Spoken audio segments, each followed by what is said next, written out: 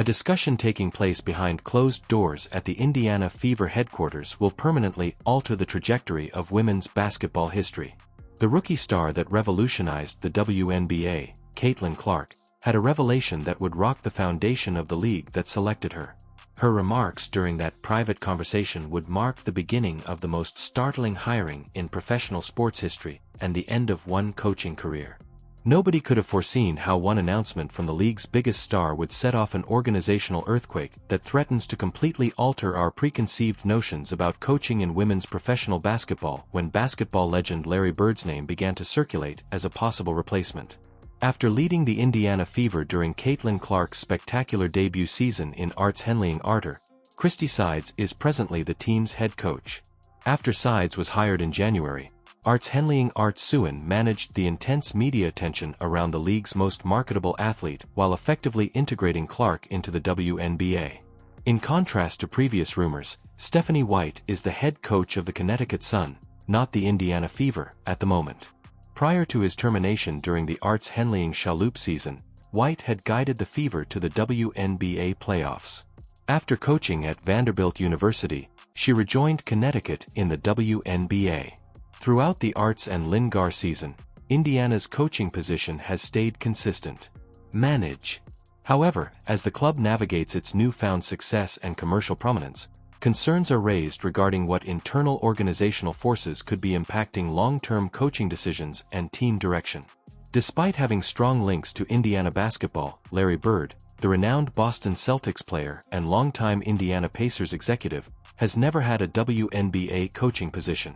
In addition to being regarded as one of the best players in basketball history, he has 3 NBA titles under his belt and management experience with the Pacers. Sports commentators question if team management may resort to unusual coaching techniques or high-profile hires in order to preserve competitive edge and commercial appeal as a result of Clark's success and the strain surrounding his presence. Caitlin Clark's journey from University of Iowa collegiate basketball to professional basketball. How Caitlin needed her coaching connections and playing approach to change significantly. Unlike other WNBA structures, her college coach, Lisa Bluer, gave her a great deal of autonomy and offensive flexibility. Throughout the rookie season, Clark and Christy Sides' relationship has been expertly handled, with both sides managing the difficulties of incorporating a well-known rookie into current club processes and publicly expressing respect for one another. Throughout games, there have been noticeable exchanges between Clark and the opposing team that have been thoroughly examined by the media and supporters in an effort to learn more about their working relationship as well as any points of contention or disagreement over tactics and player usage. Clark, who had exercised much offensive responsibility and decision-making power at Iowa, had to adjust to the WNBA team dynamics due to the coaching philosophies that differed between collegiate and professional basketball. There are concerns regarding how Clark's preferences for attacking schemes, playing styles, and team dynamics may affect her assessment of coaching efficacy and what insights she may have about maximizing both her own career growth and team performance. The basketball legacy of Larry Bird is inextricably linked to Indiana. From his early years in French Lick to his illustrious playing career and later management positions with the Indiana Pacers, he has a multi-decade and multi-level grasp of basketball culture and competitive prowess. During his playing career, Bird established himself as one of the best shooters and most competitive players in basketball history, winning 3 NBA titles with the Boston Celtics.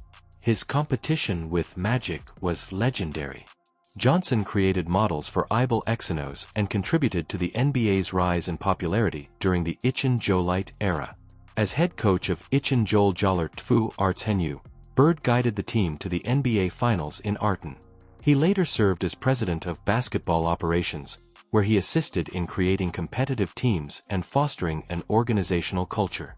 His basketball philosophy, which has been effective in many eras and basketball competition levels, places an emphasis on the basics of competitive intensity and team-first strategies with nations.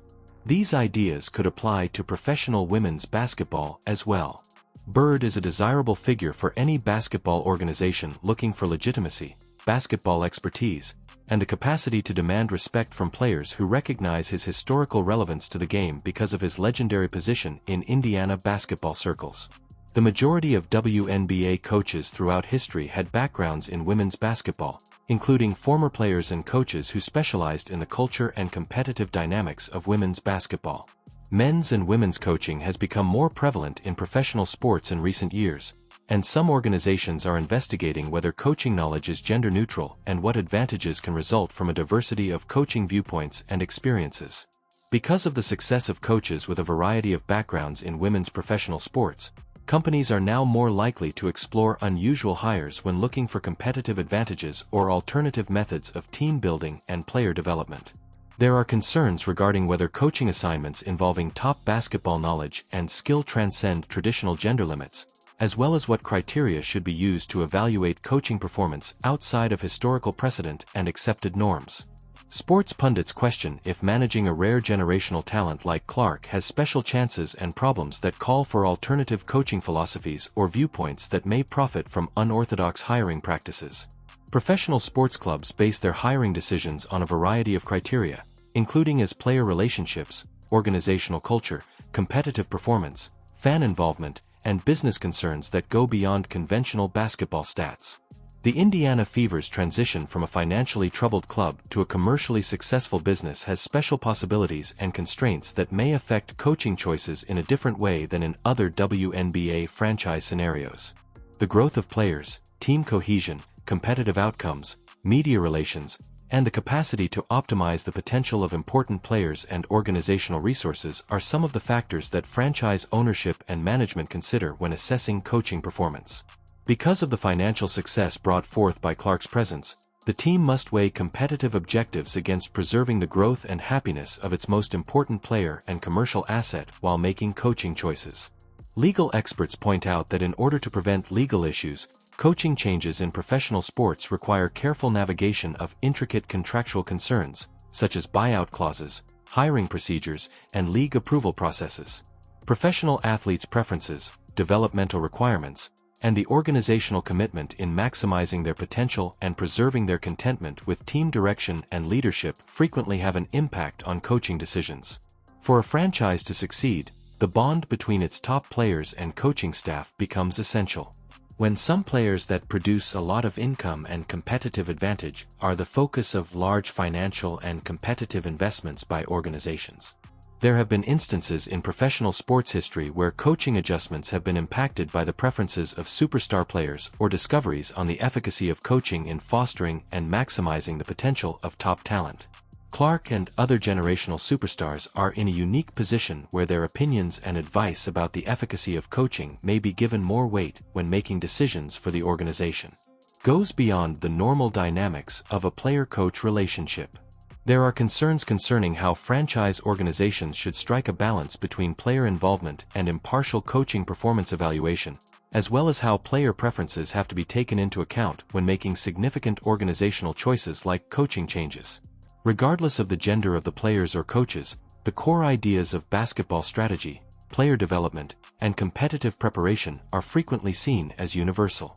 However, communication and execution strategies might need to be modified for various situations. Strategic planning, in-game changes, and connection building that may be applicable in many leagues and competitive contexts are all components of successful coaching at the top levels of basketball, right?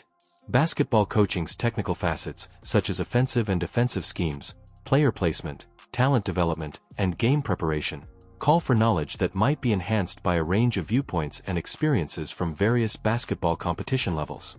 Research from sports psychology indicates that leadership, basketball expertise, communication, and skill sets are more important for coaching efficacy than coaches and players' shared gender experiences. Legal experts point out that hiring choices and coaching qualifications should be made based on organizational fit and valid hirers' credentials, rather than presumptions regarding the benefits or drawbacks of gender-based coaching that can give rise to discriminatory issues. Rates of ends. Professional sports teams can gain from high-profile coaching hiring in a number of ways, including enhanced exposure and marketing possibilities beyond conventional competitive concerns, as well as substantial media attention, fan engagement, and commercial prospects. There is more pressure to make organizational decisions that sustain fan engagement and the commercial momentum created by Caitlin Clark's rookie season because the Indiana Fever's commercial success has been mostly based on her presence and performance. High-profile coaching choices that increase media attention and public interest in their club and women's basketball more generally may improve marketing and sponsorship prospects.